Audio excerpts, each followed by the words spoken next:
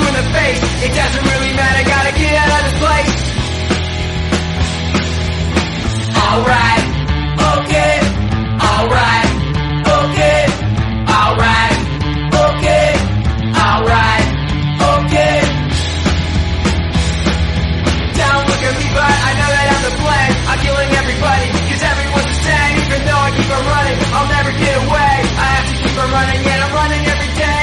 If I ever get out, I'm never coming home. But I really gotta get out, cause they're wanting me alone. I'll probably keep on fighting, as long as I'm alive. I'll probably keep on fighting, just I said I would try. What is going on, everybody? This is Drew here. I want to welcome you all to a brand new episode of Phoenix Down. Phoenix Down, episode number 98.2. And we are continuing and finishing our playthrough of Sunset Overdrive. Today I have with me Anthony. Hardcore. Man, that guy is annoying. Oh, I liked him. I couldn't stand that guy. In fact, I couldn't stand anybody in the LARPers community. Even the one that was like regular. Yeah, well, she's annoying because she says she doesn't want to. But then does it. But I liked Hardcore because his side mission was great. I never did the side mission for him. Where he's just like, it's just, can you prove you're hardcore enough for hardcore? And he gives you a foam sword, and the idea is just to smash everything. Okay. So is that all he says is hardcore? Yes. The whole time? Yes. That is obviously a Game of Thrones reference. Hodor, yeah. Oh, yep. God damn it. I just realized that. Oh, yeah, this... Big burly dude who only says one word. Yeah. We're getting ahead of ourselves. Yeah. So last we left off, we were finishing up the missions for the samurai troop. We had rescued Brill Cream, brought him back without any arms or legs, but he was alive. Yeah, we present him to the troop master that took over, which was Norton, I believe. Yeah, and you see in the moment where it's talking about Norton kidnapping him, you see him throw Brill Cream in the back of the truck. He's got arms and legs. See, I wasn't even paying attention, I guess. It's so small, and anyways. So, we are going to, or Brill Cream is going to punish him. I don't know exactly how. I would assume just throw him out to the wolves. Throw Brill Cream at him multiple times, like a dodgeball. Yeah. But he threatens us with a can of overcharge, and, well, he drinks it. And doing so, he turns into a mutant OD dragon. And that is our next boss fight. I thought this was cool. Yep, this is probably the best boss fight in the game. Yeah. But I feel like I accidentally cheesed it. Because I beat this boss fight in probably 2 minutes. Yeah, it might take a little bit longer, but not much. So, you're chasing this dragon as it's like going through like the streets, and the point is you're supposed to basically like rail slide on its back and then come up to its head and then hit it in the head with the melee weapon, and you have to do this 3 times. The first time's easy. You just get on him and then hit him in the head. And when you do that, it knocks you off and you have to get back on it, or chase it down, then get back on it. The first time I did this, the first hit was kind of normal. But when the animation of knocking me off of the dragon happened, I landed right there at the tail of the dragon and immediately just slid back up and did it again. Fine. Yep, just do that, man. That's not cheesing it. That's being smart. it was accidentally happened. I don't think the game wanted me to do that. Because while I was doing that, they told me, "Hey, you have to shoot the spikes on the back." And I was like, but it takes a second for the spikes to grow. Yeah. So, and I think I beat the spikes. the second time you attack him is my favorite fourth wall breaking moment, where where your character grabs the meter. Yeah, it grabbed the style meter. Yeah, and I think saying that this game, I won't reference any of it later, but like,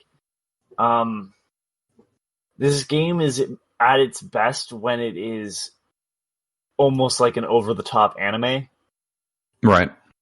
And it's at its worst when it's trying to be edgy humor. Yes.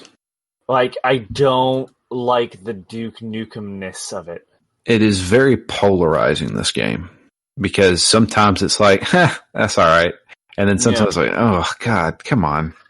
Hey, look, here's the joke. Yeah. This game has obviously done better than this. Why are you throwing this in? And it just comes off kind of lame. You know, how is he talking to us? Neither of us have a phone. Nope. All right, that's fine. And you know, it's funny to hear at first, like, to be like, "Whoa, there's some swears," but then it's just like, I get it. The joke is that this is only killing. Yeah. Throwing in the curse words just because you can curse to make it sound, whoa, you know. The game, all I could think of is like, this is the closest thing to the Duke Nukem Forever in terms of humor. And that's not good. In some ways, when it's at its worst. Yeah, when it's at its worst. Yeah, when it's at its best, it's the total. It's got both ends of the spectrum: bad humor and good humor, and it's like, you know, we were talking about hardcore. You know, like the mission was funny, but like, yeah, before that, he's annoying as hell. Like, there's just I got it. Yeah.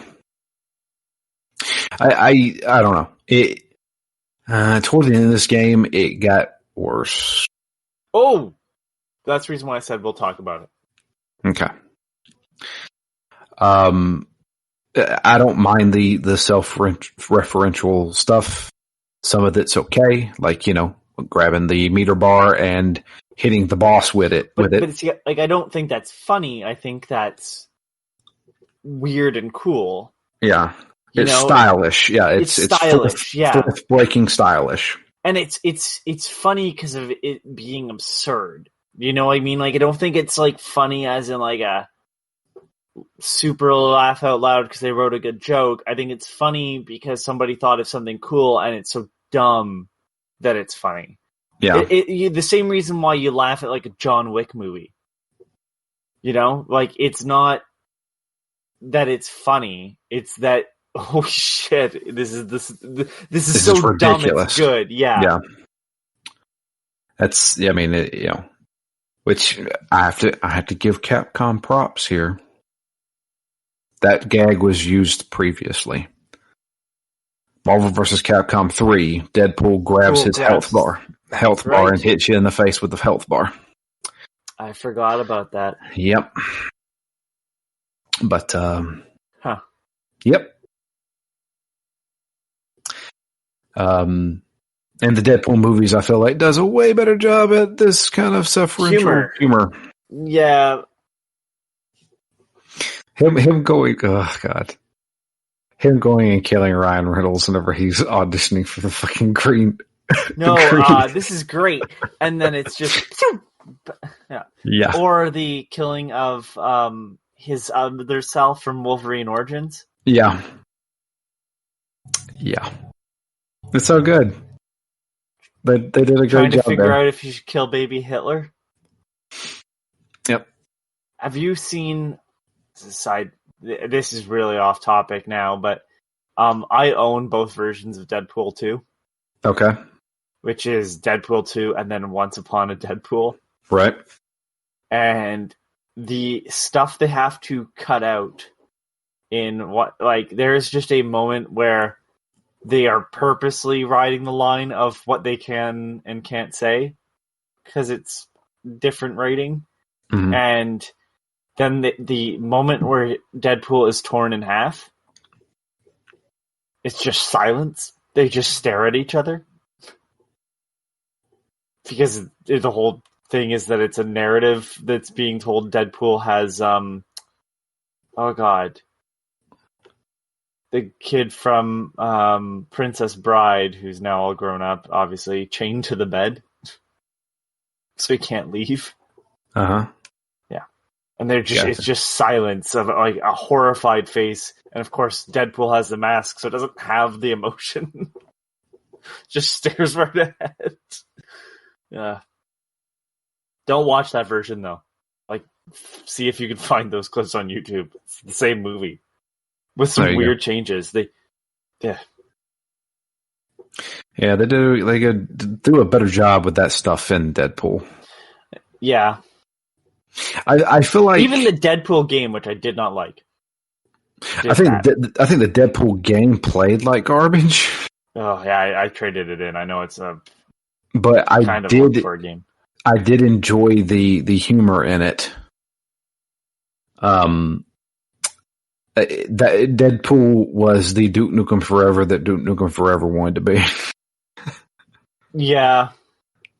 I feel like this game thinks it's the Duke Nukem Forever that Duke Nukem Forever wants to be, but isn't at all. It's the only one that thinks that. And like I realize some of this is like, well, maybe if we played in the time, maybe our sense of humors would change. But like I don't know. Some of the stuff it starts off better. Like it's weird because I'm like, yeah, the jokes at the beginning of the game were okay. Yeah. And then it just they're okay, but then they overstay their welcome. Yeah. And so we finished aside. Yeah. Let's just keep going. All right. Well, I'll say this. Aside from one joke, it kind of stands the test of time. We'll see what it's like in 20 years, but there's one joke that's obviously like, wow. This is the one I pointed out? Yep. Yeah. I was like, yeah, that doesn't work anymore. I mean, it's still there. Yeah. But it's like, yeah. Anyways. Yeah. So yeah, after finishing the troop, Bro Cream is now the returning troop master, and he comes up with an idea to get us out of Sunset City. And then he draws it with his mouth on a piece of paper. Yep. He tells you to go and deliver it to somebody specifically, and then you find out that they are LARPers, and that guy is sick. Yep. Now, can I just say, I was expecting the joke to be that Brill Cream draws it out, and you finally see what the plans look like, and it's literally just scribbles. That's what I was expecting. Like, he can't actually draw with his mouth because he hasn't done it before, and that it was somehow still going to be readable, but you never see it. And I was like, well, it seems weird that they kind of dwelled on him drawing it so long to not pay off in that sense, but I'm like, all right, whatever. I feel like this game tries to do Brill Cream as much justice as possible. They try to make him like a certified badass, even without arms and legs. Okay. Like he's he's probably the smartest person in this entire game. Oh, for sure. And I'm not saying like it was just one of those moments where I was expecting the plans to work still. Like I was expecting whoever you handed it to for it to make complete sense. Right. I was just expecting the visual gag to be like, it's just fucking nonsense. Yeah. So I'm skipping ahead to talk about the DLC. Okay. So, at the end of this, Brill Cream gets a mech. Fuck it. I don't give a shit. We're skipping ahead to that. And I thought the game was glitched. Because Brill Cream has been, like, taken. And he's getting back into his mech at one point. It's like it's just dwelling on the screen. I'm like, did the game like freeze? There's still sound and stuff happening. And then you see him try to jump into the mech. You just see his head pop onto the screen because it's like zoomed in to where he would be in the mech. Right. But it's empty. And I'm like, did they not load his model in or something like that? And then you see him have to like chin climb his way. It's this super long video of him having to like climb in by like pulling himself along with his chin into the hole. It's just like the audio, the music has stopped playing, and I was like, I don't know if it's supposed to be like this, but it's hilarious that it happened that way. And the whole DLC is basically you and him working together. But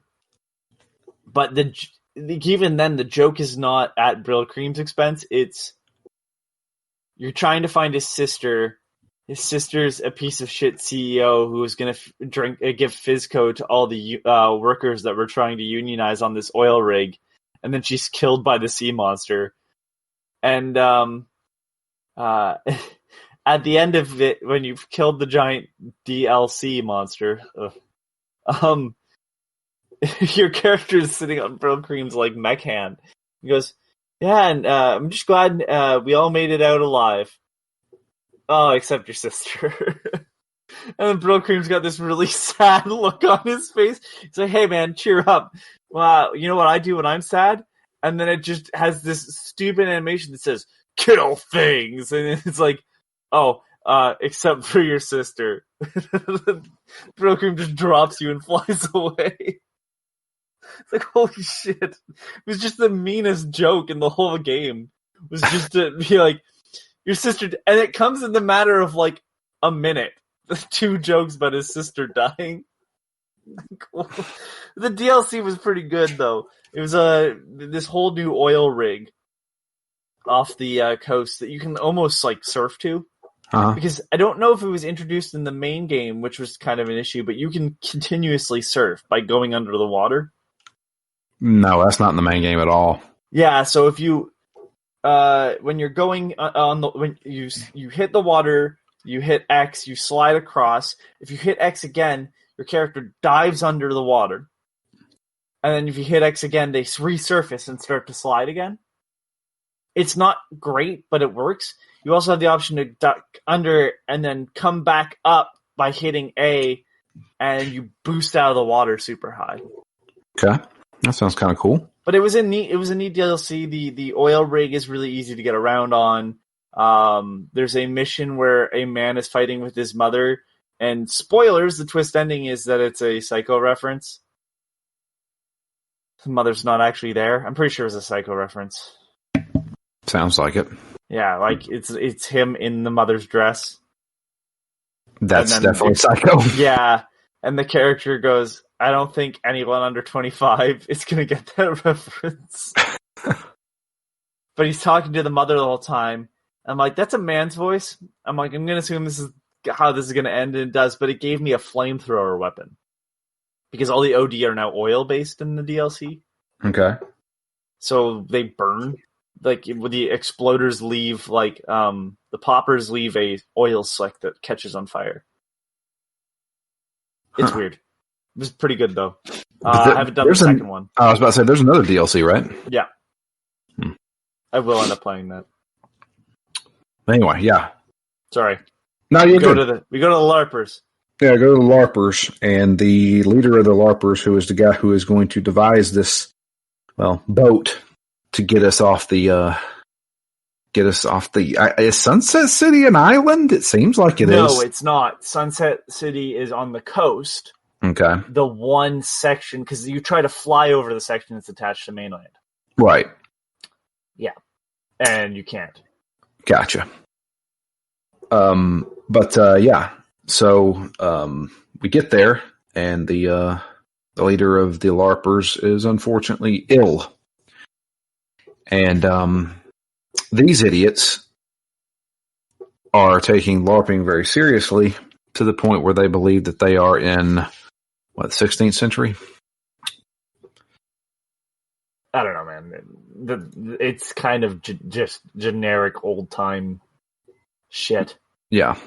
There's no logic to any of it. No. But there is one person who actually realizes that we're just LARPing and this is all actually happening, and everybody else is acting stupid. But she acts dumb too, and she does. That. Yeah, she acts dumb too. Because the first mission you have to do is the one where you have the crew that are picking bark off the fucking trees. Yeah, because that's a 16th century medicine. Sure, I suppose. And we have to protect them. And that was an annoying one for me. Protecting all those people. I didn't have any issues. That was pretty easy. Because they would heal at times. Yeah, they would heal. Like, I didn't have a problem with them. I had a problem with me keeping me alive. Oh. I feel, and especially the last thing in this game that you do. One. You're talking the last one of this mission? No, the last mission of this game.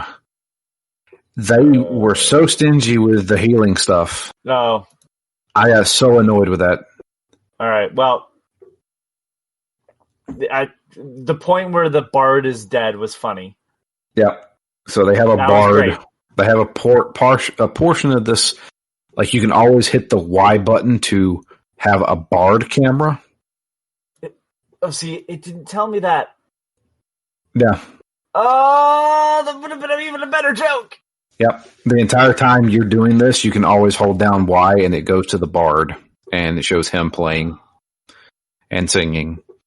And then after you do it twice, after you protect them twice, they're like, "Hey, why'd the music stop?" And they're like, "Yeah, the bard's dead." And then it cuts to it just cuts to a blood, dead body and blood splatter everywhere. And I was like, "That's great. I love it." That was a good one. And then then we have the girl who is still in modern times. It seems like now she's like, "I want to be the bard," and I'm like, "What?" Get it? Because the joke is that it's going to be more modern-ish music, so she plays the rock version. It's a joke. Yep. Just scream a little bit louder. Yeah. But then we take the bark medicine back to the leader, and, well, does nothing because it's tree bark. So we need to get actual medicine. So we have to, and we go to Physco. So we have to find some, basically what's Robitussin. I think it's called Physcotussin or something like that. And sure. And the problem is that the rest of the group will not accept us giving him Robitussin. So we have to do it the 16th century way. So we have to cover ourselves with leeches and then drink all of the Robitussin and have the leeches suck it out of our bloodstream and then put the leeches on him. Not how leeches work. No.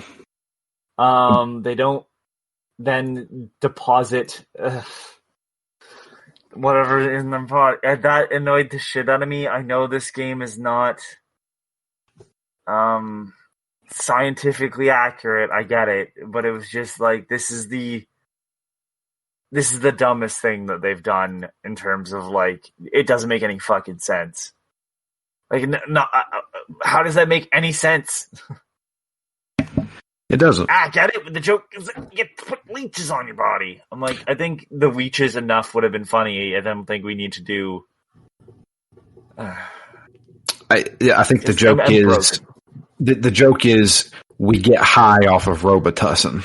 Yeah, that was the whole point of this mission. It would have been better if you had to take some sort of painkiller, and that the painkiller, because you have all these leeches attached to you. Because the leech idea was great. It just didn't make any sense as to why you'd have to get leeches and then drink stuff. Yeah, so it's dumb. But yeah, this whole mission, we are high off of Robitussin, covered in leeches, and we start hallucinating. We see a bunch of Fizco stuff pop up. Fizzy himself shows up, and we have to follow him. We start to believe that the floor or the ground is lava, so we have to. That was pretty good. That was pretty good until I fell into the lava about 20 times. Oh, I didn't have that issue. Oh my god! Yep, get good. I like the idea that it was weirdly skeletons and stuff. Yep.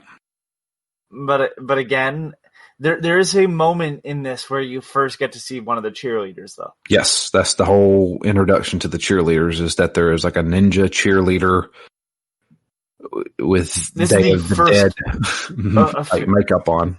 Yeah, this is the first.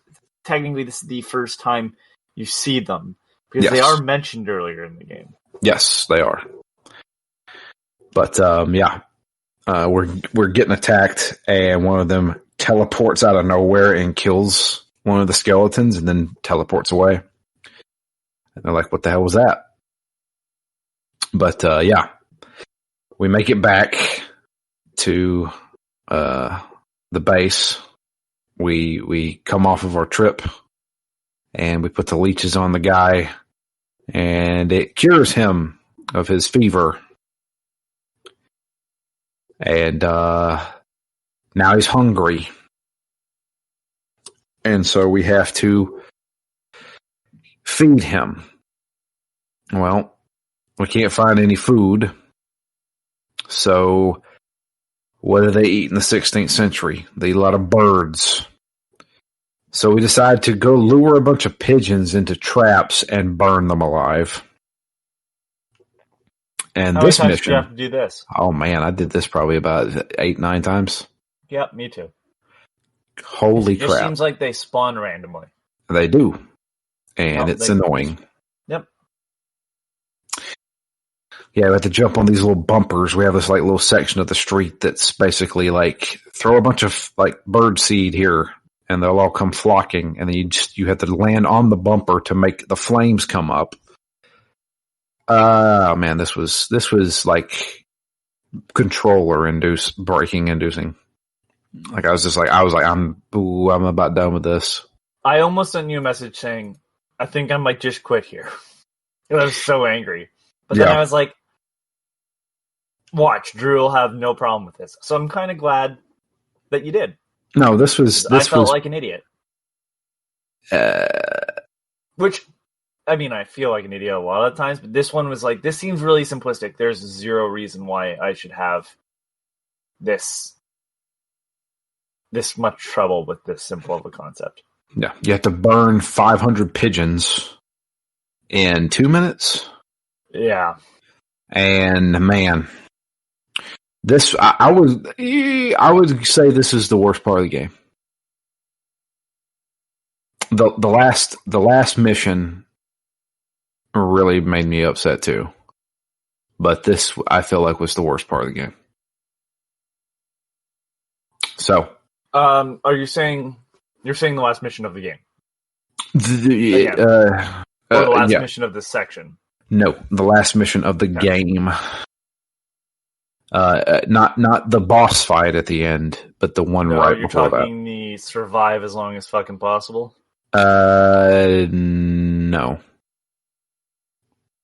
All right, we'll talk about that when we get there. All right, yeah, we'll get there.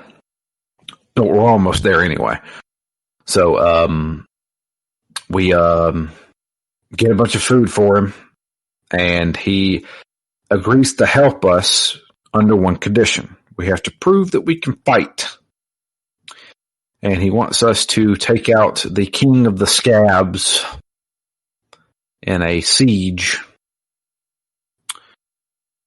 So we have to go get this rhinoceros helmet. Go get it from the guy. He's the leper. Yep. And the leper Why are you called the leper? It's like I gave him his sister crabs. I was like, that's actually pretty good. That's what he's the only normal person in this entire group.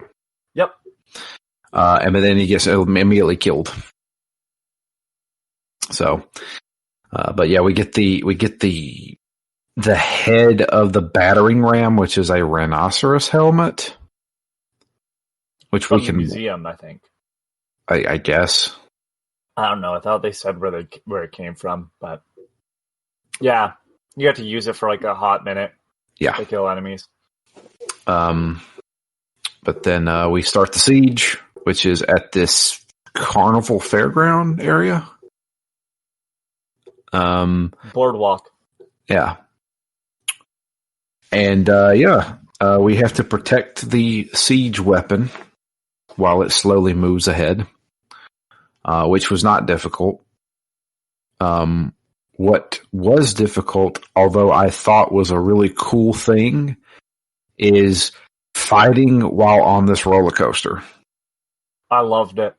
I thought it looked really cool, but when it came to actually chasing down the roller coaster to kill the boss, I was like, yeah, this is annoying.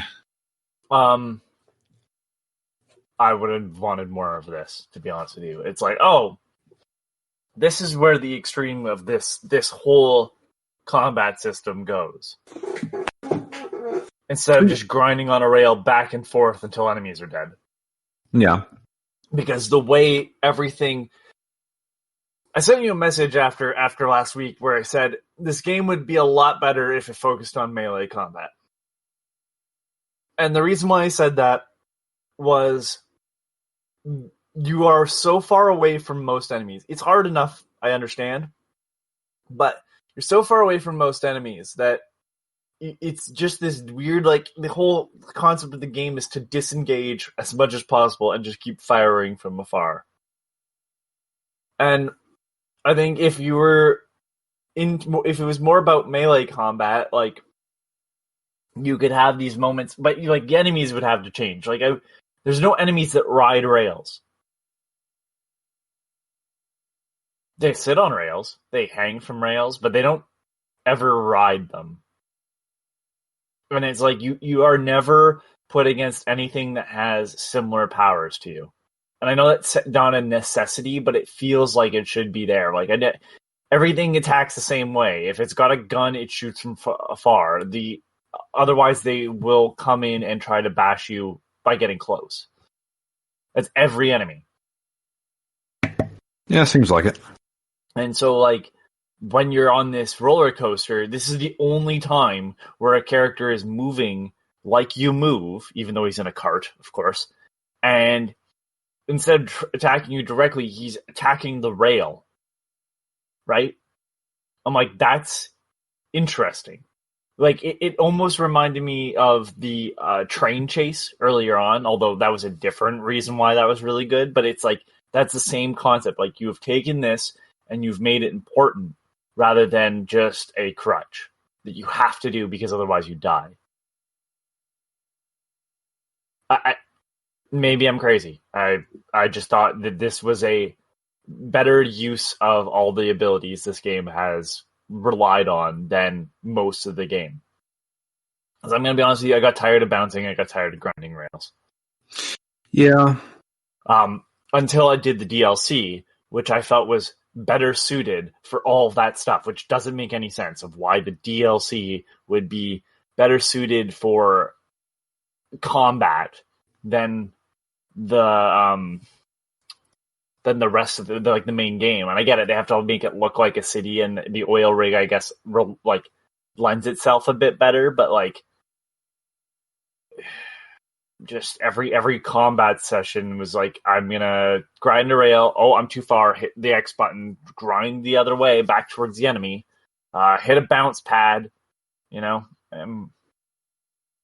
So I like this. I liked it a lot. I like the roller coaster thing. I just couldn't find the last explosive barrel. It took me a while. Yeah. I don't think the minimap in this game is great. No. No. But this is also where apparently the only person that actually dies in this game are the villains and Walter. Because the leader of... I don't even remember what the leader's name was. The leader of the LARPers. Who gives a shit? Yeah. He gets shot because they refuse to use real weapons. They just use swords and stuff and crossbows. He gets shot and then gets back up and he's like, give me a fucking gun. And then that's where you get your AK. The bard also died. That's true. The bard did die. And the leper. Yep. Yeah, the leper too. But yeah. So they've decided to, I'm going to take guns now. But he survives even though he got shot and everybody thinks he's dead. And then gets back up. And I'm like, okay, well, there you go. So they finally said, yes, we will build your boat. So he says, come back the next day and I'll have it ready for you. To which I finished that mission and he's like, okay, it's ready. I'm like, all right. So we go and get the boat. The boat is made out of garbage. It is made out of legit garbage that is just pieces of crap laying around. And the whole trope is that we have to constantly fill it with garbage to repair the boat. This was okay, I think. It never got bothersome to me. The only thing that bothered me was that the new bard, the lady, she's now pretending to be a ship captain, and she will not shut up.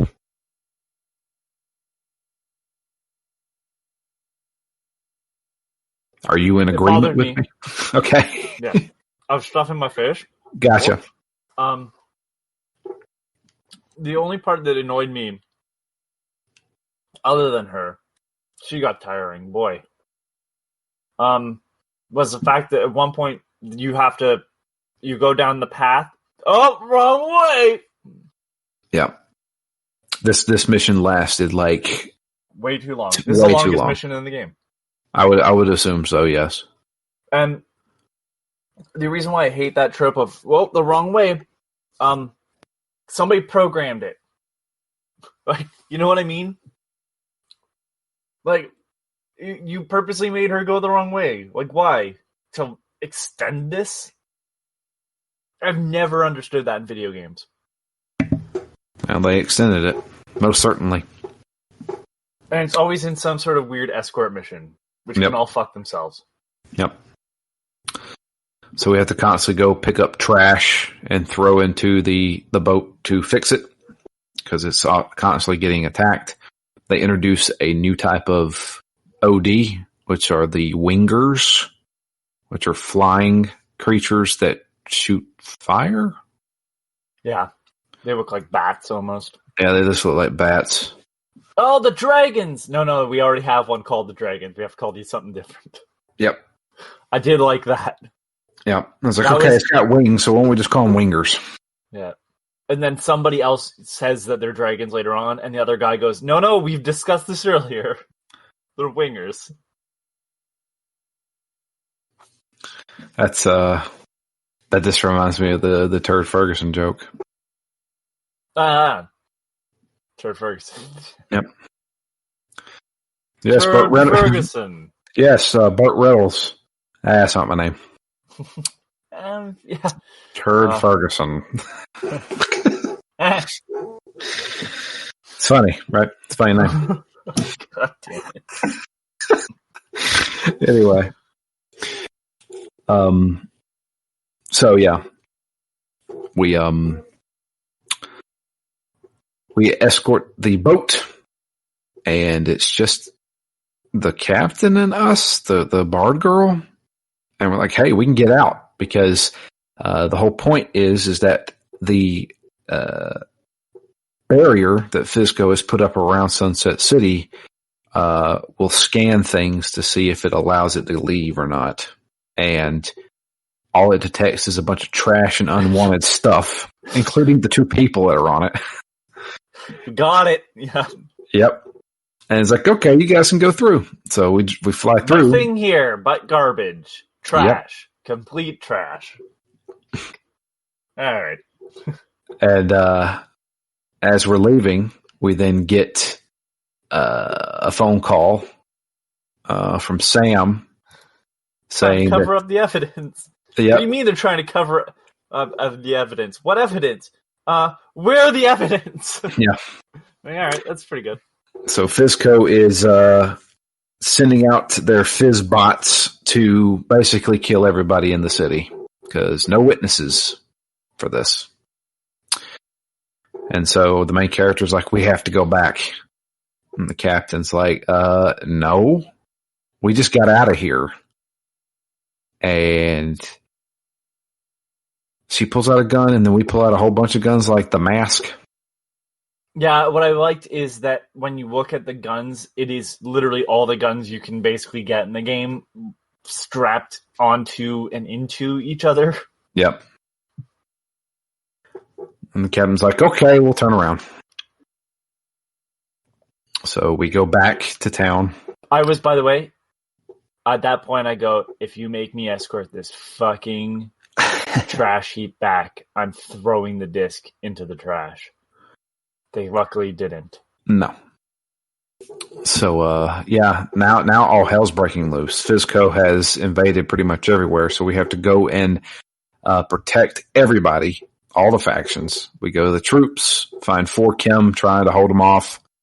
Then we had to go rescue Sam and the rich kids. And that's when we finally decided we need to take this fight to Fizco. How do we do that? And that's where they say, well, there's another faction running around who we know sneaks into Fizco almost every night. They're like, great, that would be the best way to do this. Who are they?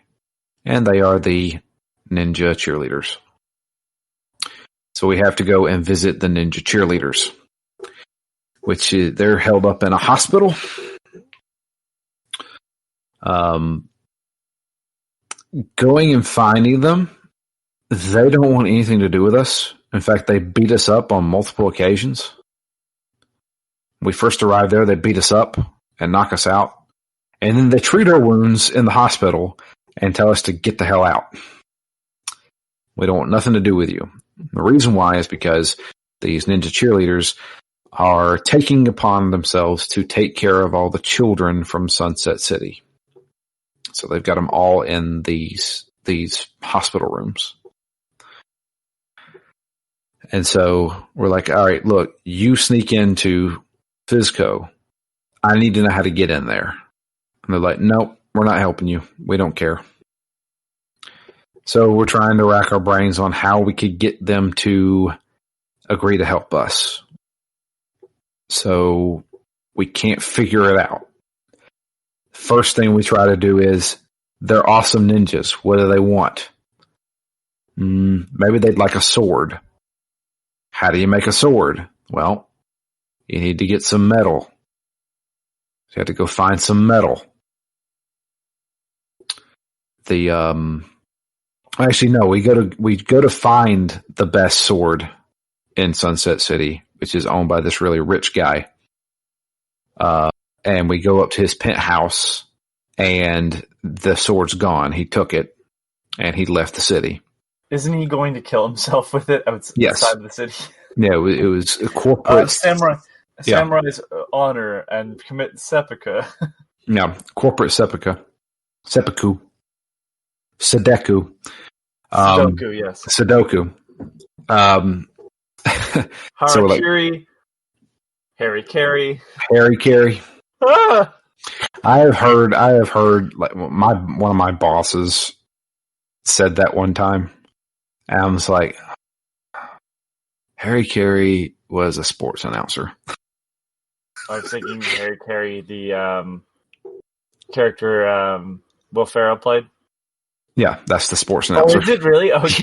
Yeah, that's a real person. He's a real person. Yeah, that's a real person. He is parodying. That was the Cubs sports announcer for years and years and years. I didn't realize it was a real person. Great. If the moon were made of barbecue spare ribs, would you eat it? Yeah, that's a real person. Anyway. Great. It's more SNL references in this one episode. Yeah, no kidding. But so we're like, okay, we asked the bard lady. She knows a little bit about metalworking. It's like, hey, how do you make a sword? Well, you need to get some metal. Okay, well, he has a bunch of awards here, so I'm just going to take that. And you need to get a hot fire so you can meld it. We're like, okay, how about the hottest fire known to man? We'll do nuclear power. So we have to go to a nuclear power plant and forge a sword using nuclear power. But this was another moment where I went, see, this game was great because it's so fucking stupid. Yeah. Because once you get that vent, what you have to climb up to the top because you have to kill a bunch of OD and break a bunch of shit. Who gives a shit? That's just random game stuff. But then you climb up to the top, you fight the wingers, and then you are diving into the smokestack thing, whatever it's called, smashing the metal. It shoots you back up with the air, and then you come down and smash it again. I'm like, this is great. Like, this is the dumb I like in this game. Yeah, that was really cool. And then the moment after that. Where the sword is supercharged? Yeah, so the sword is supercharged with nuclear power. Fire. It's fire at first, I think, right? Just fire? Yeah. I think the electricity comes after you. No. Yeah, the electricity comes after you. You temper it. Yeah, when you cool it. So it's a fire sword that kills stuff in one hit. Yeah.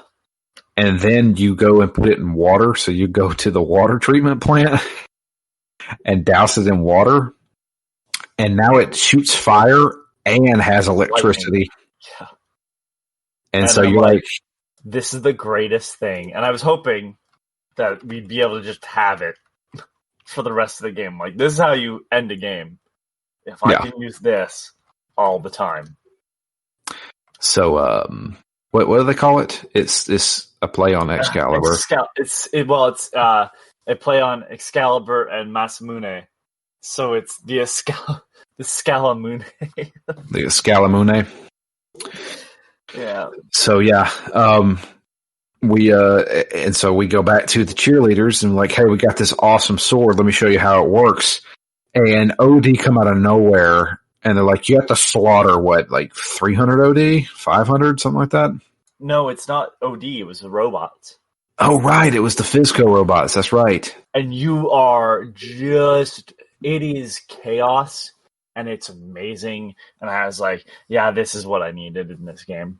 Yep. More of this, please. And you just slice and dice all of them. And it's unimpressive. Cheerleaders don't give a crap. And they're like, well, great. And then you accidentally shoot a laser beam next to a child's head with the sword by just pointing it. And then they kick the shit out of you and ruin the sword. Yep. Wow. Now it's no longer supercharged. But it is now your melee weapon. So we're trying to think, what do these cheerleaders care about? Well, they care about these kids. So we go and ask one of the kids. And the kid references cancer. He's got cancer. And they're like, oh, this is horrible. Well, what is it? I've never climbed a mountain. Yeah, that ain't happening. Yeah. I don't remember what the other one was. And then it's also just like, no. Yeah. Never been to a baseball game, I think is what we said. Yeah. Yeah, they're overrated. I've never climbed a mountain. No. Yeah. And he's like, I've never seen a rock concert before. And like, your character gets very impassioned. Very impassioned. Which doesn't make any sense because not once has... So it would be one thing if the beginning of this game, when you're working the electronic show, your character mentioned the fact that they hate electronic music or something. This would make more sense if this game was more musically inclined in terms of the material in the actual game rather than just the soundtrack. Right. But it's such a out of character moment I'm like, all right, I suppose. Yep. So the main character's like, you've never seen a rock concert before? Well, we're fixing that. And the next mission is getting the band back together. There was never a band to begin There was never a band to begin with, but we just go around trying to find people. So we had to find For Kim, who says that she can play drums. We have the Bard, who can play bass. Now we just need... and I have to say, the For Kim stuff was not that bad. The Bard / captain dragging her butt back to shore was annoying. Yeah. They fixed... So the DLC has something similar.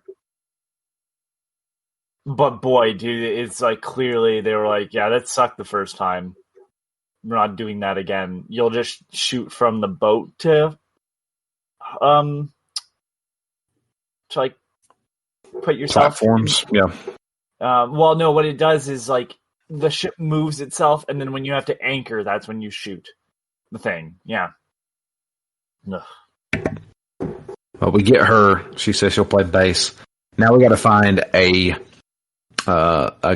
guitarist and a singer.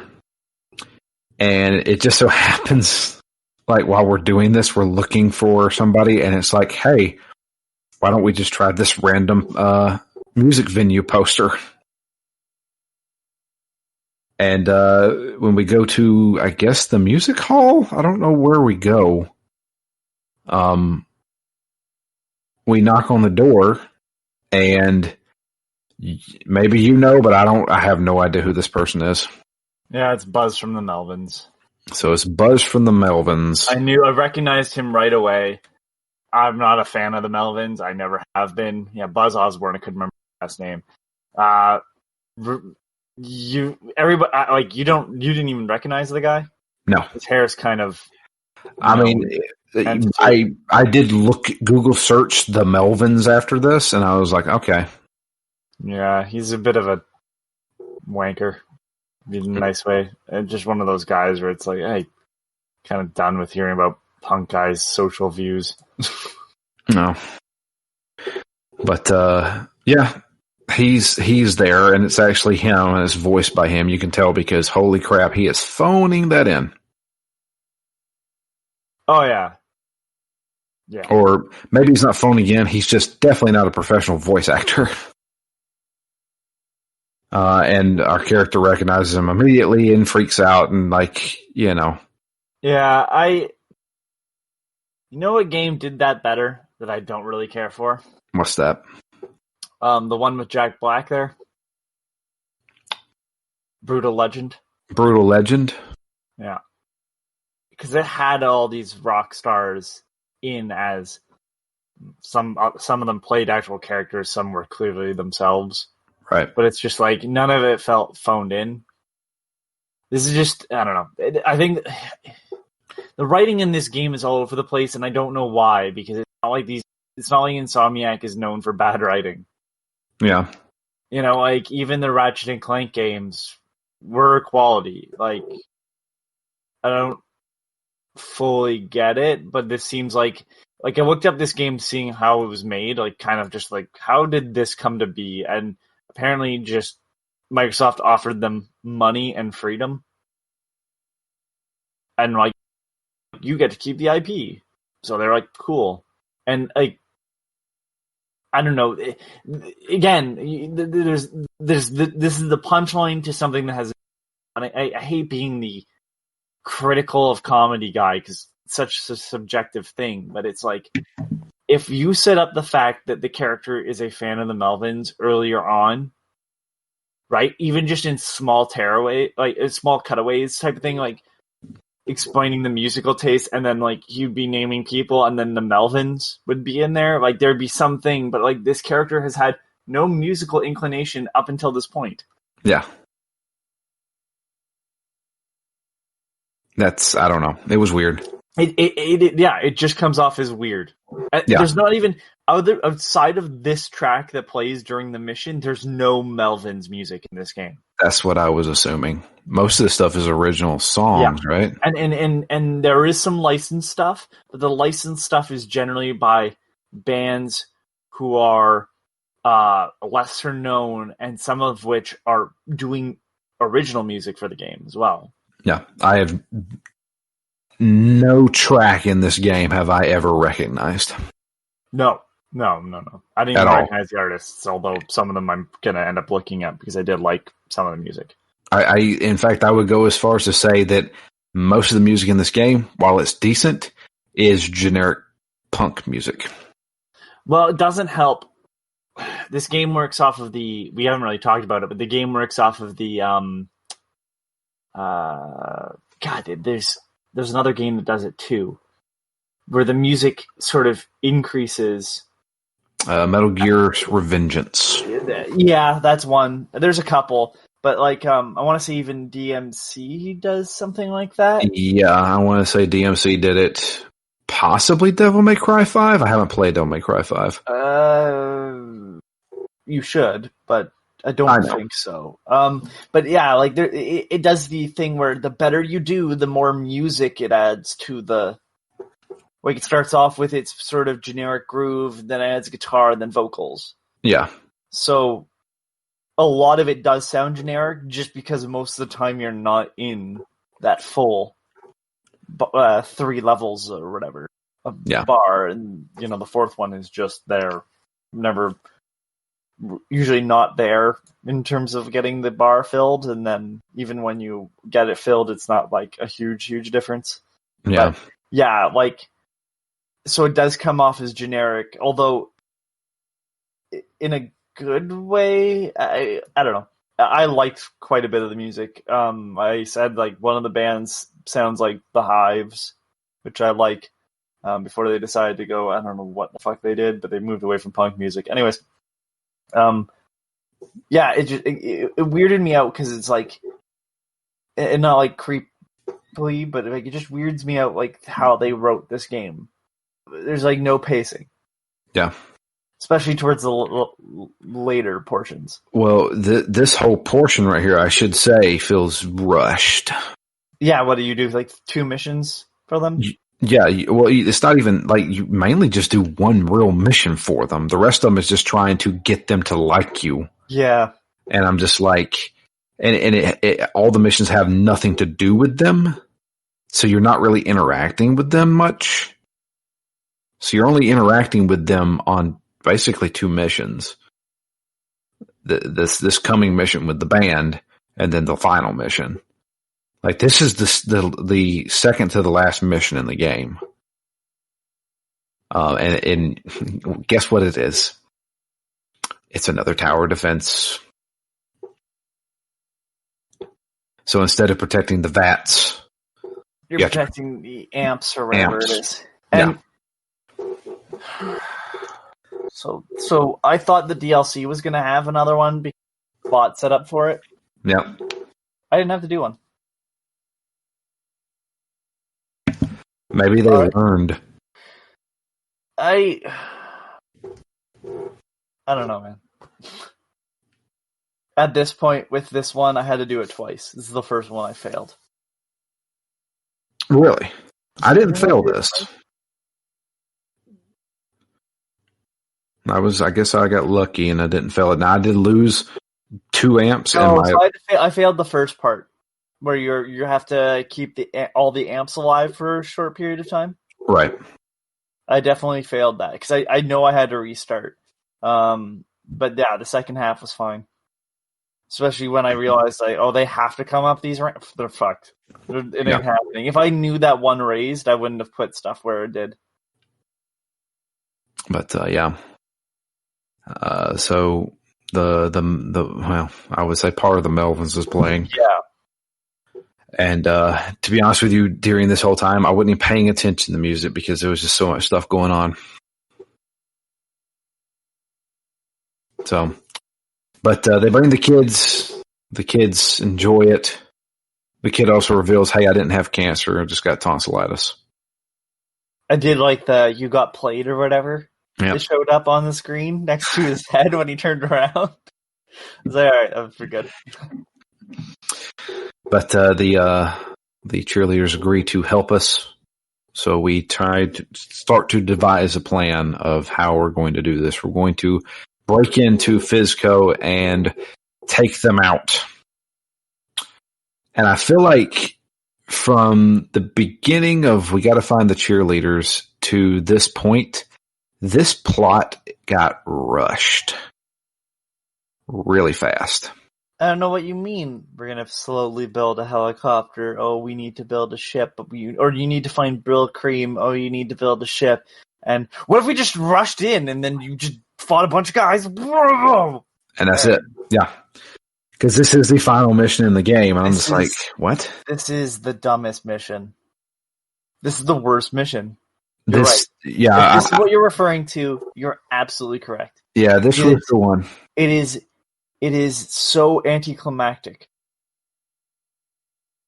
It's just basically like go into Fizco and kill a bunch of robots. Yep.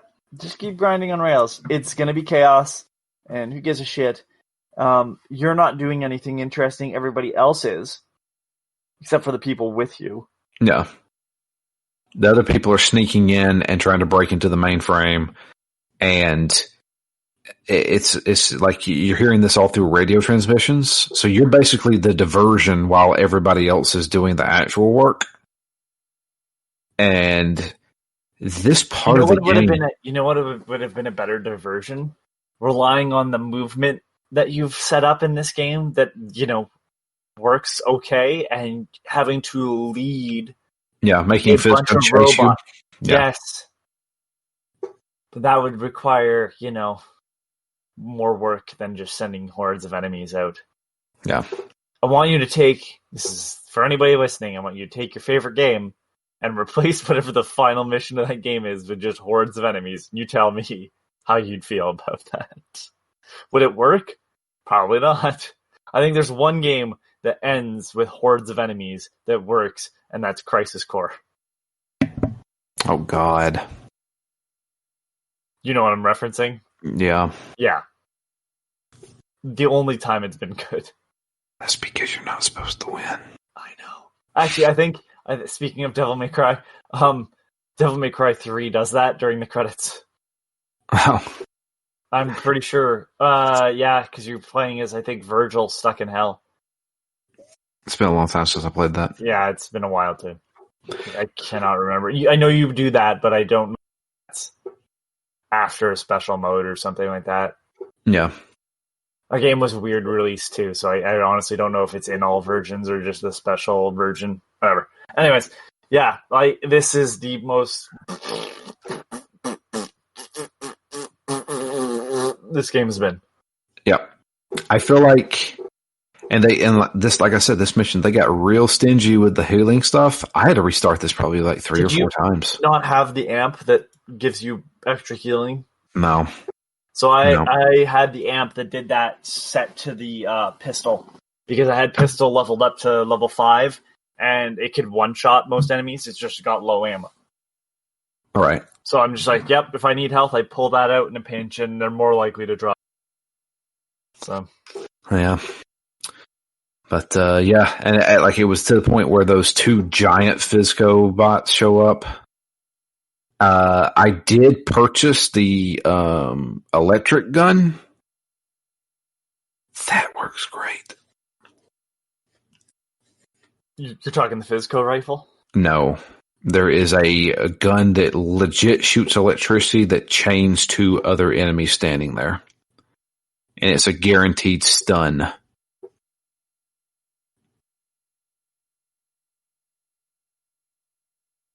And I did not buy that. I bought the Fizco rifle, and that does them in pretty quick. But it doesn't matter, because it's not quick enough to make this section go by any faster. No. So after defeating the Horde, we get the bright idea of we need to take out the Fizco Tower. So, there is a giant Fizco bottle on a building, and we are going to hit it a bunch of times to get the overcharge, I guess. They filled it with overcharge for some reason. Yeah, it's filled with overcharge, and you're hitting it so it'll explode, even though that's not where the weak point would be. Even if you hit it, it would give at the other end and blow backwards. But again, let's play fast and loose with anything that I know. Again, this game doesn't make any sense, so it just sounds stupid for me to complain. So I'll just shut up now. And we decide to jump on it like a rocket and make another movie reference that I don't think anybody under the age of 30 understands. Yeah, like Dr. Strangelove. Dr. Strangelove? Yeah, now to be fair, it's not. I questioned it. I'm like, this is clearly a Dr. Strangelove reference, but it never shows it from the angle. No. So I'm like, this is kind of like half-assed, I think.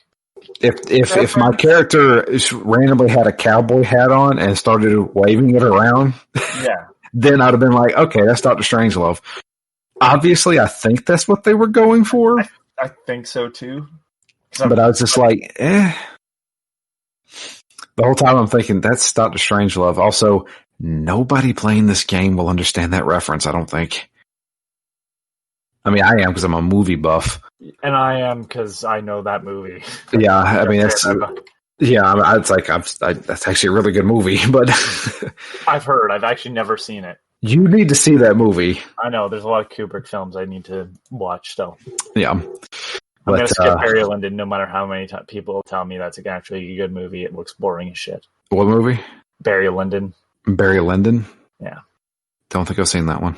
Yeah, that's the one he did before The Shining. Historical drama.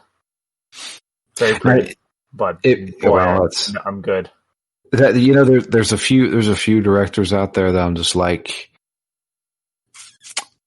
this is really pretentious. I'll be honest with you.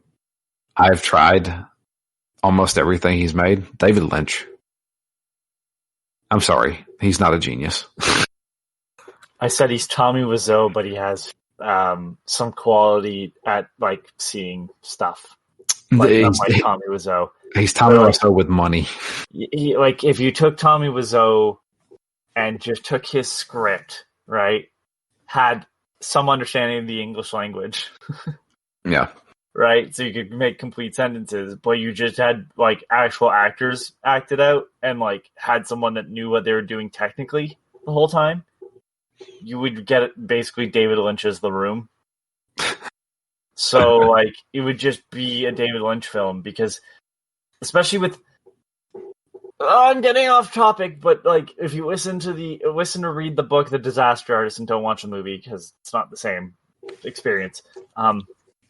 The original script for The Room had a sequence or Tommy was trying to write it anyways where he rode a motorcycle off the roof.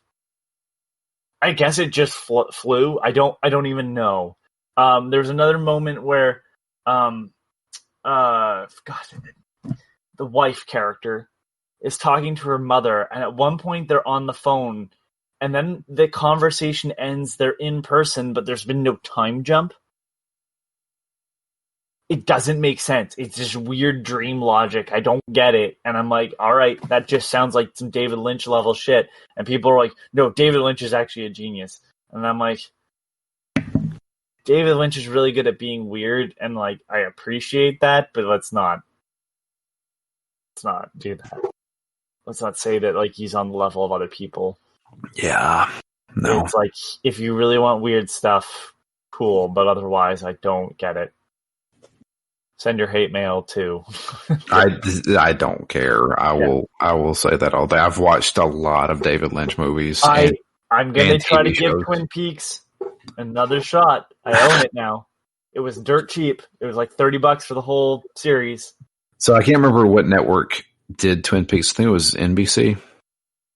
And it was the first season was a phenomenon.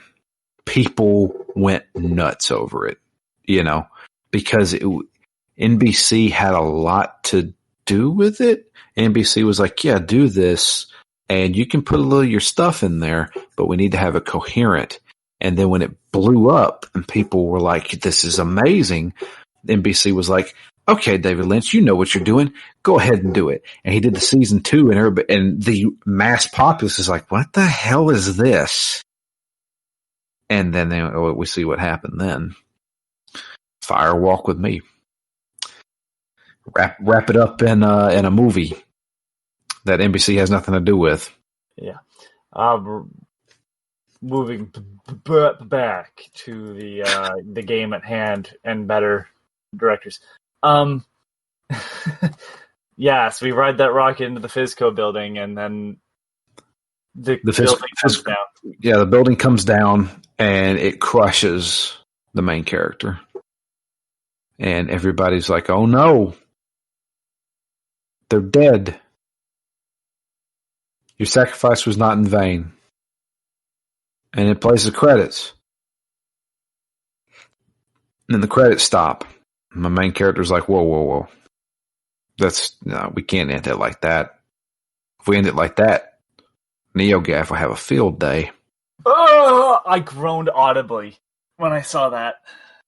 Yeah. I'm like, this is why you don't do references like that, because the way that website burned out, although I'll be honest, the new one's a plague too. But thing that took its place. Reset era. Yeah, no, it's Resetera bullshit. It is. Is that what it's called, Resetera? I've heard people pronounce it that way, like it's the proper way to say it. Hold on, I'm looking it up. Live correction. Let me see. I would like to. Okay, look, I'm trying to look up pronunciation, and it said reset era pronouns. I'm like, I don't want to.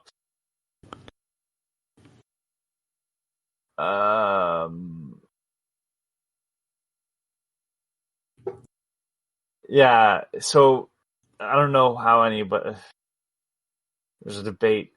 Yeah, like Resetera, like etc. Right? Right. But I'm pretty sure it's reset era. I don't know. I don't give a shit. I don't go to that site. It's a plague. Your same toxic behavior isn't going to go over well. It's just the guy in charge of Reset Era, or whoever's in charge of Reset Era, isn't going to be called out as a creep, I suppose. Let's all cross our fingers for that, because fucking horse shit that happened to the last website. But that dated this game really bad. Yeah. But so we rewind the credits. And instead of us being crushed by the rubble, we emerge from the rubble. Now, you're missing the best joke. Okay, give me the best joke. Game. So the credits start to roll. It is a list. First of all, I'm pretty sure it's all fake names. Okay. Because I looked at some of them and I'm like, I don't think that's a person. But they did a thing where it says something like credits in order of termination.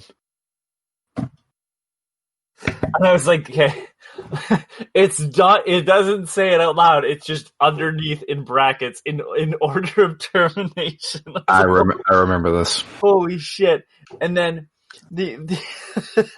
your character walks out, and it's like, who thought this was a good idea? And then they just point at a name and go, you? Like, it's like that. I'm like, this is actually okay. I'm like, this is pretty good. Yeah, and then we go back to the game. Yeah. So we emerge from the rubble. We're alive, unscathed, and there's one final hurrah from Fizco itself. And Fizzy emerges as a robot building. Yeah. The Fizco Tower turns into a robot squid tentacle thing. Yeah. And starts running around the city, blowing up everything. So we have to chase it down and attack it. Did you hear the part where your character complained, why is it always tentacles? Yeah. Is that a reference or something? I don't think so. I'm not sure. They also referenced that there's always a weak point on the top, That's fine. That I understood why they did it. What I don't get is why is it always tentacles? Because they did that joke again in the DLC. Why is it always tentacles? I don't know. I don't know. Is that a snake reference to like Indiana Jones? I don't. The only thing I could think of was that there's a moment, but I want to say it might have been in the DLC. There's a moment where your character will reference the fact that they are having like tentacle porn dreams. That's the only thing, but it's like it's the way the character said it. It sounded like they enjoyed it, so it was like I don't know. I have no idea. I just Google search why is it always tentacles and nothing popped up except octopus. All right, well, I don't know. This was like fine. The segment of the game. What do you say? You grind up the arms. You do a little bit of platforming. You shoot. Yeah. Next phase. Next phase, it runs away. You have to go through the city some more, reach it, and then attack it again. And then the third time, you destroy it. A video game. Yep. And you destroy it. And yay, Fisco has been defeated. Yeah. And that's how you end a video game. And then Sunset Overdrive appears in fireworks above the screen in the sky. Or the real credits play, which you can't skip. Actually, there's an achievement for not skipping it. I don't think you can anyways. Why would you get an achievement that's man, I don't know. 0.3% of people get? Oh, then fuck it. I don't know. Maybe I did skip it. I don't give a fucking was so done with this game at this point. And then it's Stinger. Maybe there'll be a sequel. I hope there isn't. Got So better things to do, Insomniac. You say that, but now you're playing the DLC. Hold on. I'm playing the DLC because I bought the DLC. If I hadn't bought the DLC back when I got this game, I wouldn't be playing it. But I'm in now, and I might as well just finish this up as much as possible. And you send me a message today saying, "Hey, DLC is only $15. Just saying." So you want me to join you in your misery? Is that it? No, because honestly, you know what the sad part is? I think at least the one that I've played was better than the game. Because it was... You know what this game needs? A good edit. So how long was the DLC? Maybe 2-3 hours. Gotcha. Maybe. So it's probably what, 5? That's like to clear everything. Yeah. Like so they add a new collectible. Okay. UFOs. All right. And give me 1 second. God damn it. And so what's neat about the UFOs is they can just kind of float places. Like they don't have to be kicked into buildings or anything. They can just kind of be in weird spots. And they add some new weapons and stuff. So I was like, pretty impressed. I'm gonna sneeze again, I swear to God. I was pretty impressed though with like the way the boss fight takes place too. Because like you are being thrown into the mouth of the sea creature. Like they add a new thing where like Brill Cream throws you like a missile. And there's some pretty good like over the top action in the DLC as well. It's got one of my favorite missions, which is helping Alan Smithy get his funding for his next film. That's a side mission? Yes. And you never see him. He's in the submarine, but he's trudged up his old ship, and you're taking its old cargo so he can fund his next movie. And the more he tells you about the movie, the more it sounds like a heaping piece of shit. Is it actually him? Well, Alan Smithy's not a real person. Well, I mean, but they've used it for multiple things, right? Well, Alan Smithy is the name of a director, or is the director that gets credited. Not anymore. There's a new one, but they credited films to Alan Smithy if the director didn't want his name on the film. So it wasn't like an actual. No. So like, let me see what some notable films are by Alan Smithy, because when I saw it, I was like, "What is this?" And it was like, "Oh wow, they are gonna do it." Here's Appointment with Fear, The Birds 2, Land's End, Catch Fire, City in Fear, Dune. Like the original Dune? Dune, 1984, David Lynch's Dune, got credited to Alan Smithy at one point. The return of David Lynch. Look at that. Firehouse, the 1997 film. Hellraiser Bloodline. Oh God, which one's Maniac that Cop one? 3, Badge of Silence. Meet Joe Black. Really? Yep. Didn't Mighty that win Ducks, awards? the movie, The First Face Off. Yeah. Alan Smithy is one of my favorite things to look up because is an official pseudonym used by film directors who wish to disown a project. It was formally discontinued in 2000. Twilight Zone the movie. Well, I can kind of figure out why that happened. Yeah, no, we know who. Ghost Fever. Ghost Fever. That's a title I forgot existed until I just read it right now. Oh man, Sherman Hemsley. Yeah, so Dune was for the wow, for the only for Dune, only for the version extended and edited for broadcast television. In addition to Smithy directing credit for the broadcast TV version, Lynch's screenwriting credit goes to Judas Booth, a reference to Judas Iscariot and John Wilkes Booth. Holy shit! What the hell? Lynch is freaking weird. Well, this is literally like, oh god, yeah, and then there's music video directors too. Oh no, I never knew that they used it for music videos. Great. Okay. Anyways, yeah, so Alan Smithy is a real director in this universe that you are helping fund his movie by like dredging up an old ship and stuff. I was impressed with the DLC because there was a good variety of missions too, which I felt like was not the case in the main game.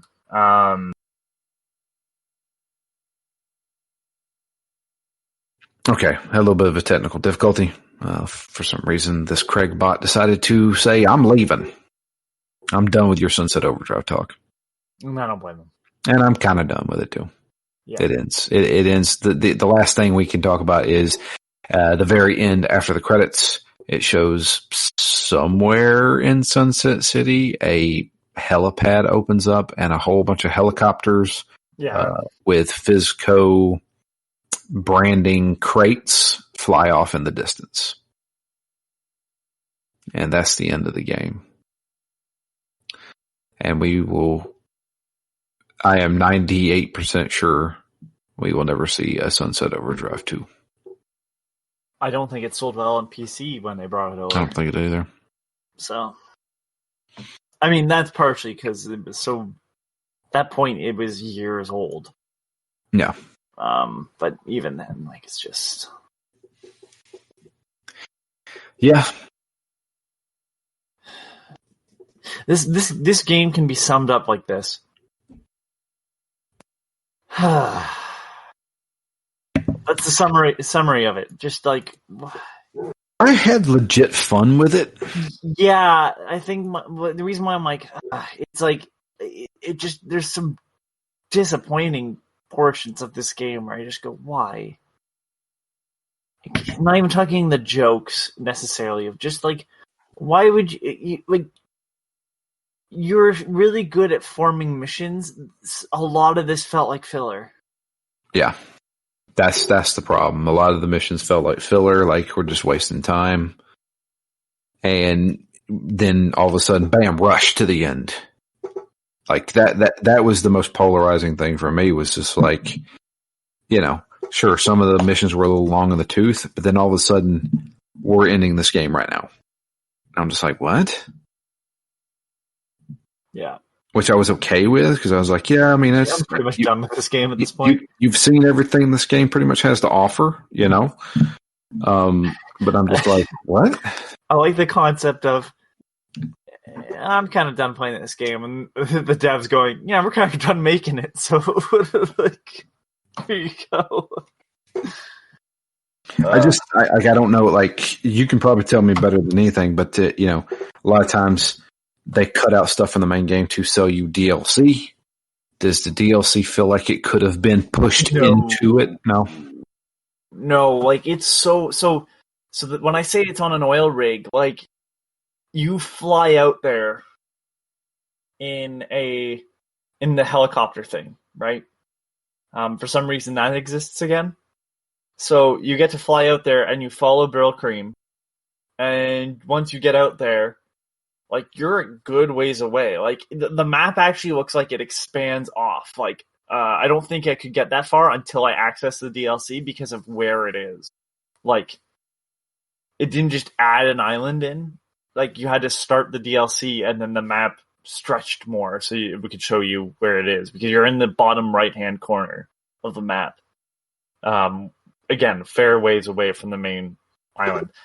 Could they have cut it? I suppose, but it does feel like stuff that happens after the main game, but doesn't feel like it moves the plot forward at all.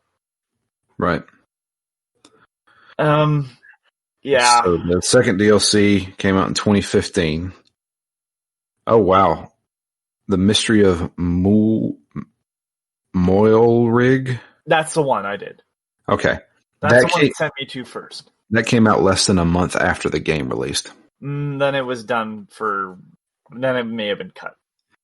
Then for time. The next one came out April 1st of 2015. So that was a significant time later, and it's called Dawn of the Rise of the Fallen Machines. Man, the jokes are just rough. So here, this DLC adds new content. Takes place at the Fizco Robotics Factory, where the player is on a mission to rescue Sam's old mentors, Lou and Fiona. Buck National is featured in the side quest as a result of Buck National outfit being voted upon when voting was induced. You know how you feel about Borderlands? Sure. Yeah, I feel that way about this game. Like, I'm at the point where it's like this isn't enough for me anymore. The comedy angles I'm kind of done with. And I know that's kind of ironic because as of recording this, like, it was this week my review for Pumpkin Jack went up and I gave that a 9.5. One, because I think it's a genuinely great game. Two, because I'm impressed by it being done by one guy and it being as complete and as well made as it is. And three, because it's kind of funny. Like, it's not like but I never groaned at the game. Like, when I start groaning, like, that I'm having a bad time, and it's like I'm kind of done with games trying to be that. Like, I don't know. I find Devil May Cry 5 would spoil because you need to play it.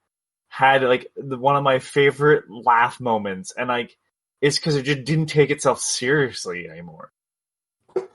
And not taking yourself seriously is funny enough. Not taking yourself seriously and then making jokes of the fact. I don't know if I'm down for that. And that felt like this game. It felt like, again, I'm shitting on this game, but like this game isn't bad.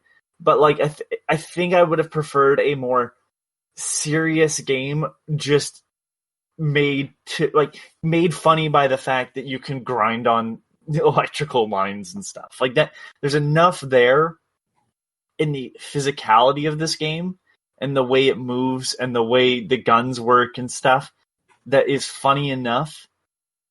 The only person that was consistently funny was Floyd. Yeah. Like, he had a dream about me at one point. It was... I turned into a centipede or something like that. It was weird, and I was like, I don't know how to feel about this, but it's like, I'm like, in terms of like how this progresses any character development, but okay, it's just weird. I'm alright with that. But like everything else, everybody else in this game, I would like, even if I laughed, the only time hardcore was funny was doing the mission, because at first you get the sword, you just smash a bunch of stuff. Then he hands you a crossbow, and it starts with you hitting markers, but then it just exceedingly gets crazier. So you're shooting explosive barrels with this crossbow he gives you, and eventually you start clipping pigeons with the explosions, because you're trying to fill up a bar of like how hardcore you are, and you're trying to get to level 2 or 3 or whatever, and you're shooting, and then eventually UFOs start appearing, and like ships are going over, and with this little dinky crossbow, you're just shooting them down, and it's just explosions happening. And it's like, all right, this is pretty good. And then, God, you put on the armor. You meet him at the gas station, and you have the armor on, and you start wailing on each other, and you're like, this sucks, hardcore. We're not hurting each other. And then you blow up the gas station, and that's the end of the mission. Like, that was what you needed to achieve, was blowing something up with hardcore inside. And then he's like, you're hardcore, by just saying hardcore. But I don't know. I feel like this sense of humor was done by the time Borderlands 2 came out. I was kind of like, yeah, I never need any more of this. Yeah, Borderlands 2 was a fantastic. They had enough self-referential stuff in it to make you go, ha. And that was about it. Some of the best dialogue came from Handsome Jack. Yeah, Handsome Jack has some good lines. He's got one where he's talking about going into Sanctuary from the first game and taking it over, and talking about, this guy comes at me with a spoon, and I grab it from him, and I'm scooping out his eyeballs, and this kid's crying, Daddy! And the moral of the story is, you're a bitch. I'm like, okay. Yeah. I also, I think it's Face McShooty. Yeah, it's Face McShooty, which is my favorite mission in any video game ever, still. The psycho that wants you to shoot him in the face. Yes. That's the whole mission. And you're like, all right. Yeah. One of my favorite lines in Borderlands, it comes from the first game, when you're talking about, he's talking about Mad Mel. And he's like, yeah, Mad Mel, he stole he stole a bunch of my cars. He said, I want you to go get them back for me. And so while you at it, why don't you go give him a big hug for me? And by that, I mean, why don't you go murder the crap out of him, all right? And it cuts off, and his delivery of that line made me and my co-op partner bust out laughing. The Scooter is the best character that game had to offer. Absolutely. And they killed him off. Yeah. To replace him with his sister, who is not as funny. No. She's okay, but she's not as funny. No. Like, she was good because Scooter was still there in 2. And so every time you talk to her, he would get weird and defensive. Because I'm pretty sure he had sex with her. His mom. Yeah. Anyway, that's Sunset Overdrive for you. Now, last week you started you started the email from Dustin. He was mentioning the boat ride. Right. Let's see if I can find that.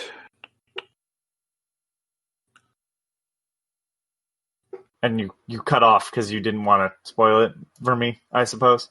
Right. So. Oh, I didn't want to spoil it for myself either. Oh, okay. I didn't know you hadn't done it yet. No, I hadn't done it yet. I don't think. Gosh. Where I have way too many emails.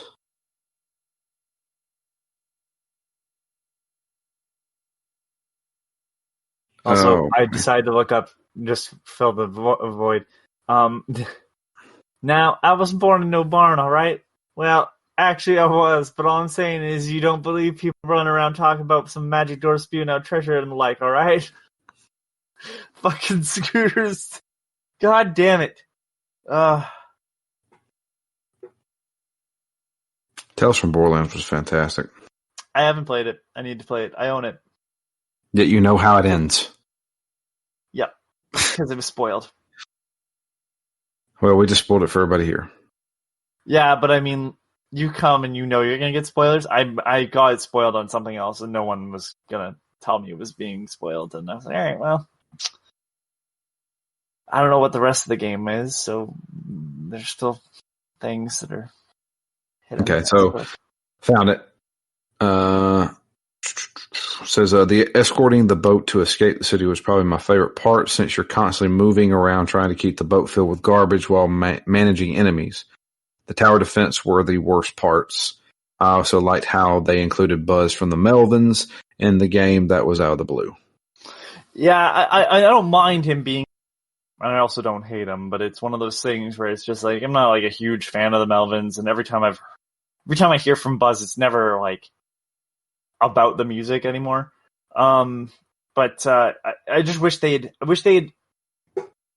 see, you can't say the Melvins because then I think it spoils it too much, but it's like, I don't know, it just, that whole mission was really out of the blue. As for the boat thing, he's right. You did have to manage stuff, and that wasn't bad. It was just long. I didn't mind that mission. It was just long, like way longer than anything else you do in this game. And I was like, well, I just wish it was over. That mission would have been the perfect length had you not had to go down the wrong path for her to turn around and go back. Yeah. I hate that in video games. I know I've said that before. I'll just reiterate. That is terrible design. Like, you are making the game.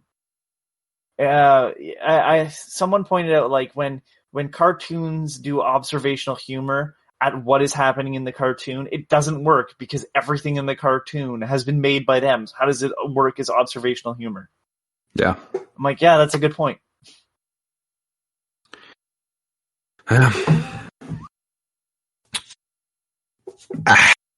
I thought it was. I would say I was leaning toward I enjoyed this game more than I didn't like it.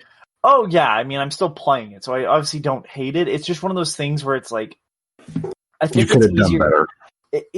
Well, yeah, I mean, Insomniac especially. Right now, I'm just going to date this podcast by all the things I'm saying. Right now, I'm still in the middle of writing Watch Dogs Legion review, and I guess spoilers for the review. It is easier to, if a game is just bad and you know it's going to be bad, there's no disappointment involved. It's just easy to write the thing off. I think the beginning of this game is strong enough to the fact that, like, where it ends up, it's a letdown. And the studio that made it does better work. They did better work before this, and they've done better work since. And I don't know. It's like, I feel like you're so, like Watch Dogs Legion, you're so close to something really amazing. And I know the team is definitely capable of that. But something and I don't know what, because it's like I don't make video games, so I'm kind of, just saying this, but like I don't know where in the design document you strayed away from what can make this great.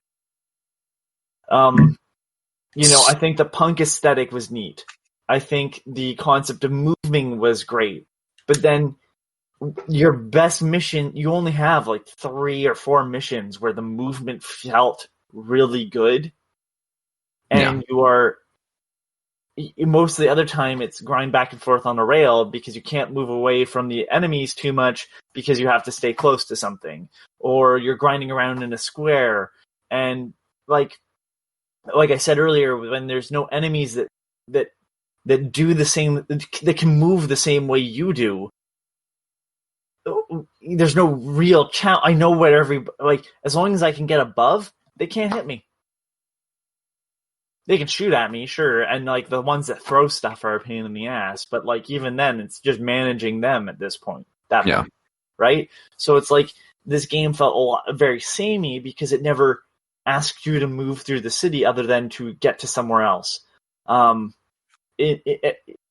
game that had that issue was Mirror's Edge, Catalyst. I really liked the first Mirror's Edge, but the where they just went wrong was making that open world. Like, you can only move through the city so many times before it gets monotonous. Yeah. It only works with something like Spider-Man because, and funny enough, Insomnia made the last Spider-Man game, because Spider-Man can clip through large portions of the city in like seconds. It worked in this game. Just made me want to play Saints Row 4, which was out by the point this was made. And like Saints Row 4 does it too, because they give you a super high jump and they give you the dash and they give you super speed. Like this game, you feel like you're moving slow at times because you're not going in a straight line. You're grinding at a zigzag pattern somewhere. And it's like, I think that would have been a better thing to save for smaller portions, but then how do you make getting around the city fast without doing the grinding that makes you faster? And I don't know. I think the concept, but it's like, it just falls short in so many places, especially the writing. Holy shit. I feel like you hit it. It started off strong because everything in this game was great to a point. As soon as you hit the end of the troop, the game falls apart. Yeah. At that point, there's one, I'd say 2 really unique missions. Like, let's be honest, there's 2 legitimately unique missions left. And that is the Excalimune, and that's just because it's chaos. I mean, at that point, it's also very similar to the dog mission, but it's basically that. And the amusement park. Storming, the storming of the amusement park. Yeah, that's kind of it. Everything else just stuff you've done with a new coat of paint. Sorry, the boat. So 3. There's 3 things that are new. So I feel like it's. I feel like this they had a good recipe for a game that should have been more like 7 hours, 7 or 8 hours, rather than 12 hours. I mean, like, you're not wrong when you say like you do like one mission for the cheerleaders.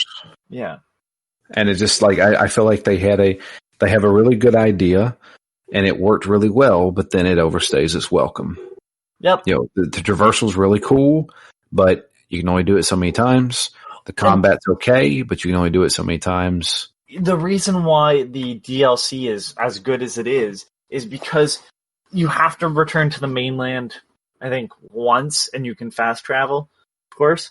But like, everything's there. It's an oil rig, right? So it's not only, you don't have as much width to get through. You're going vertically.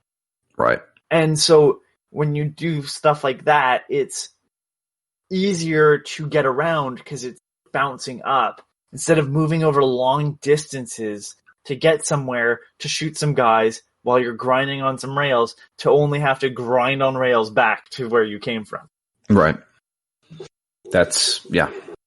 And I get it, you don't have to do every side mission, which kills it, but it's like, it's just, I don't know. I look at something like Ratchet, which is where I think a lot of the DNA from this game comes from, not only in the weapons, but the grinding on the rails and stuff. And they're better games, not only in the gameplay department, comedy department, except for the remake one that was kind of toned back in the sense of humor. But it's just, I don't know. This game is like this really weird, like, I really like the concept of this, and the first couple hours were really good. And then a large portion of this game is me going, yeah. Like, I shouldn't, I don't know how to put this. I should not enjoy the DLC more than the main game. I should enjoy it as much as the main game, but like, if you're eclipsing your own work, unless it adds something completely like, you know what I mean? Like, unless it's adding like something completely new, but like, this is just more of the same, but the way that they've done it is better. And I ask at that point, like, why couldn't you put that focus into the map?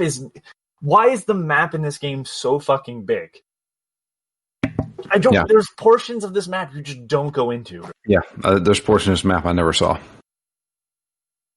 It just doesn't make sense to me. Yeah. Yep. You get really used to the first portion. The first segment you go, like, the first side you're in before you surf across the water, you see all of that. And it's like clear that they put a lot of work into setting up that place. But boy, the other side, like, you have the harbor, you have the beach, you have the Chinatown / downtown, and then, or you have the Chinatown section, and then you have downtown, which is all the skyscrapers. And boy, do each of those sections just feel like a lot of the same as you go through them. Yep. Downtown portion, you were only in it for like maybe an hour. Yeah. It's like, yeah, like I said, like the price this game is now, I mean, it's free on Game Pass, I'm pretty sure. It is. Like, you can get this game for pretty low price, and that's the price you should have paid for it in the first place. I can't imagine paying full price for this. I feel like I would have been disappointed. I don't know, though. I didn't, so I can't say that for sure. I'm pretty sure I paid like $30 for it, and like, that's okay. But yeah. Well, there you go. Nice Sunset Overdrive. But yeah, we are going to take a week off. You're going to take a week off. I'm not joining you for the next one. Yeah. And we're going to then move on to the Christmas classic. The Christmas classic, Dead Space 3. Isn't there a snowy section in it? I think it's all on a snowy planet. I'm pretty sure, yeah. Yeah, I think it's all on a snowy planet. So, yeah, this is going to be a Nightmare Before Christmas again. Matt and I are going to be doing a co-op playthrough of it. Once he finishes up with NaNoWriMo, but we're going to take a week off for Phoenix Down. So next week we will not be recording. And then we're going to move on to game 100. Now, I do need to announce Matt has read Chad's email, and he says, "That's the way you should say it." Matt has spoken. Matt has spoken, and he agrees we should play Lost Odyssey. So here's the plan. Lost Odyssey is not going to be game 100. Game 100 will be The Legend of Zelda: Ocarina of Time. Matt really wants to play that game.